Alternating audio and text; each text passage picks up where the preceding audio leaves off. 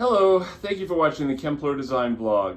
I am showing you blinds at the top of a slider door. And the reason I'm showing you that is because we're changing it out. And if you have something like this, check out another option that you may enjoy. As you probably guessed, shutters, a much better choice for this property. We showed them previously closed, now here with the top portion open, but how do they actually open?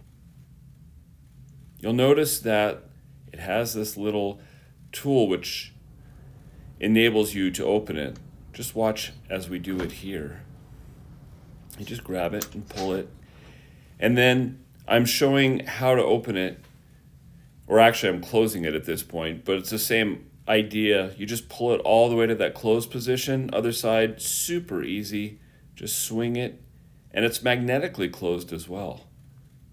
So here was your choice originally: the blinds or a beautiful shutter. These done by Norman Window Fashions, and of course we're Kempler Design and we help the client do it. If you'd like to work with us, give us a holler, and thank you for watching the Kempler Design Vlog.